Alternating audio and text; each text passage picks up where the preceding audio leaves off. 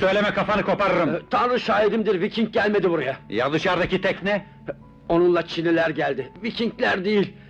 Viking gemisiyle Çinliler geldi ha? Yeşilçam'da gelmiş geçmiş sanatçılar içinde en büyük dahi olarak Kovboy Ahmet lakabıyla anılan Ahmet Sert, fakir oldukları için ilkokul 4. sınıfa kadar okur. Ahmet Sert 1926 yılında Bursa'da doğar. Batı Trakyalı göçmen bir ailenin çocuğudur. İstanbul'a gelir. Rami'de bir gecekonduya yerleşir. Ailesi okutamadığı için çocuğunu Gedikpaşa'da bir kundura atölyesine çırak verir.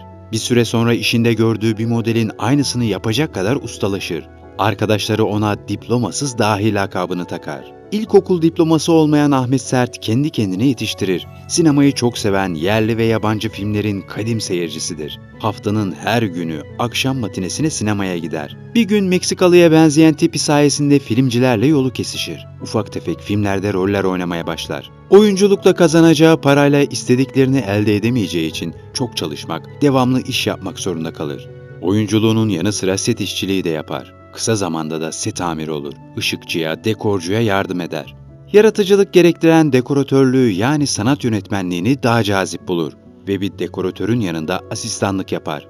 Dekoratör olarak Yeşilçam'a yeni buluşlar getirir. Dekorla ilgili orijinal şeyler yapmak isteyen yönetmenlerin aradığı adam haline gelir. Tarihi filmlerde bazen dekoratör, bazen de yardımcı dekoratör olarak çalışır. Her çalıştığı filmde ayrıca tipine göre de bir rolde oynatılır. Karaoğlan serisinde Suat Yalaz'la çalışır. Yeşilçam'ın alışık olmadığı çok değişik dekorlara imzasını atar. Filmlerden kazandığı parayla kendine bir gecekondu yapmaya karar verir. Rami civarında bir arsa temin eder. Kendi gecekondusunu kendi elleriyle tek başına yapar. Ahmet Sert sinemada hayalini gerçeğe dönüştürmek için harekete geçer. Amerikan kovboy filmlerinden resimler, afişler toplar. Resimlere bakarak mahmuzlu kovboy çizmeleri, kovboy tabanca kılıfları, kovboy kostümleri, kızılderili ve Meksikalı giysileri diker.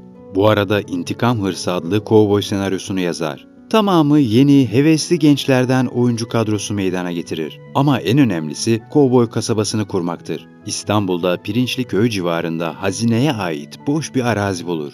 Kasabayı burada aylarca çalışarak tek başına elleriyle kurar. Santa Fe adlı bu kovboy plato kasabasında senaryoya uygun her şey mevcuttur. Şerif ofisi, banka, bar, kilise, kasaba meydanı, kovboy atlarının bağlandığı yer, Overland Stand yazılı kovboy arabası dahil her şey vardır. 2 yıl çalışarak altyapısını hazırladığı İntikam Hırsı adlı kovboy filminin çekimlerine sıra gelir. 1963 yılında Türkiye'de ilk western filminin çekimlerine başlanır. Para buldukça çekim yapabilen Ahmet Sert kendi firması Bahar Film adına sinemada bir ilki uygularken filmin yönetmenliğini de üstlenir. 8 ayrı kameraman görev alır İntikam Hırsı filminde. Hiçbirisi Ahmet Sert'ten ücret almaz. Boş vakitlerinde dostluk için çalışırlar.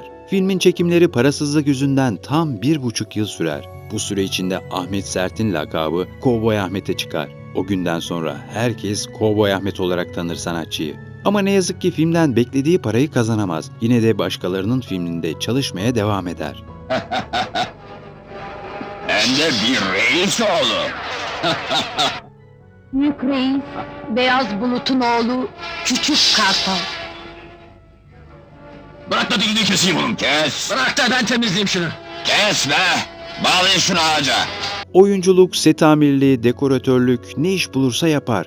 Aradan yıllar geçer. 1972'de kendi firması Bahar Film Şirketi adına yönetmenliğini yaptığı Belalılar Şehri adlı ikinci kovboy filmine başlar. Pirinçliköy yakınındaki araziye yine eski plato kovboy kasabasının aynısını daha gelişmiş şekliyle kurar. Para buldukça çalışabildiği için bu filmin çekimleri de 1 yıl sürer. Oyunculuk yaptığı diğer filmlerse Bir Baltaya Sap Olamadım, Hey Amigo Sartana, Yumurcak Köprüaltı Çocuğu gibi filmlerdir. Yarın şafakla dönüyorum.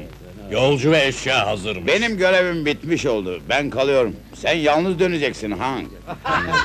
Seni çok arayacağım Red. Arayan Mevlasını da bulur, belasını da. Yönetmen Yılmaz Atadeniz kendi ve başka firmalarının çektiği kovboy filmlerini de Kovboy Ahmet'in Santa Fe Plato kasabasında çeker. Az sayıda kovboy filmi çekilen Yeşilçam'da ne yazık ki Santa Fe Plato kasabası fazla uzun ömürlü olmaz. Bir kış günü başına parasızlıktan bekçi konulamayan kasaba kötü niyetli bazı kişilerin akınına uğrar. Ağaç ve tahtaları tek tek sökülür. Kovboy Ahmet'in yıllarca emek vererek meydana getirdiği kostüm ve aksesuarlarıyla Santa Fe kasabası tarihe gömülür. Bir daha da kovboy filmleri çekilmez Yeşilçam'da. Ta ki Cem Yılmaz'ın Yahşi Batısı'na kadar. Ahmet sert oyuncudur, dekoratördür. Yine de Yeşilçam'da çekilen filmlerde çalışır. Tarihi filmlerde tahtadan ve ipten köprüler yapar. Tarihi dekorları hazırlar.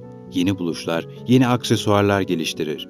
Hacı Murat serisinde, Tarkanlar'da, Kara Murat serilerinde çalışır. Tarihi bir filmde Cüneyt Arkın'ın yüzünde dolaşan akreplerin kostümünü de Ahmet Sert hazırlar. Hamamdan toplattığı böceklerin üzerine siyah meşinden yaptığı gerçek akrep görünümündeki kostümü yapışkan böceklerin üstüne giydirmiş, gerçek akrep görünümü sağlamıştır. Üçüncü filmine uzun yıllar sonra 1983'te başlar. Çöl Cenneti adlı bir bedevi öyküsünü anlatan bu filmde yine amatör oyunculara ağırlık verir. Hayatı parasızlık içinde geçen Kovboy Ahmet boş günlerini yıkık dökük bir binanın girişinde açtığı ayakkabı tamircisi kulübesinde geçirir. Bir gün yolda yürürken ayakkabısının topuğu kırılan Japon turist kadının yolu Kovboy Ahmet'in tamirhanesine düşer.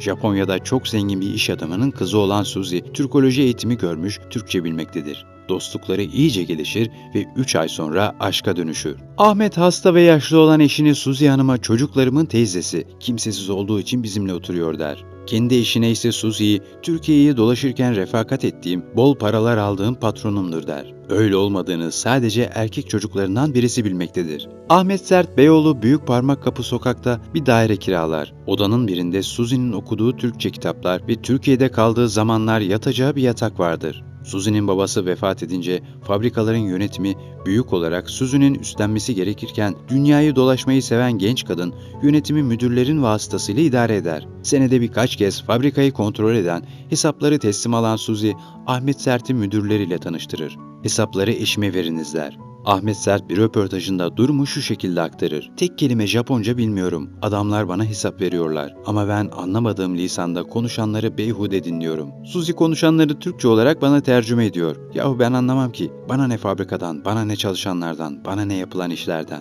Patron değilim ki. Nikahlı kocası da değilim. Ama Suzy burada adet böyle. Kocamsın, sana hesap vermeleri lazım diyordu. Aslına bakarsan benim de hoşuma gitmiyor değildi hani. Patron gibi saygı görüyordum. Türkçe Japonca bir sözcük alarak Japoncayı öğrenmeye karar verdim. Bu şekilde mutlu aylarımız geçti Japonya'da. Türkiye'ye döndük beraberce. Kısa bir tatilden sonra ben TRT'ye vermek için 20'şer dakikalık çocuk dizisi yapmaya karar verdim diye anlatır Suzy ile Japonya'da geçen günlerini.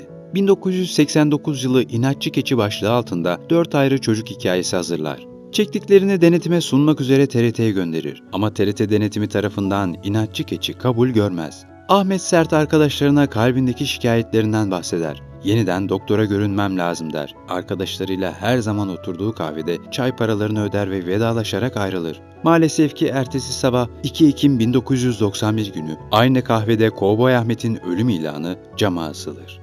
Kovboy Ahmet gece yarısı geçirdiği kalp krizi sonucu 65 yaşında hayata veda eder. Yeşilçam'ın kıymetli emektar ismi Ahmet Sert'i saygı ve rahmetle anıyoruz.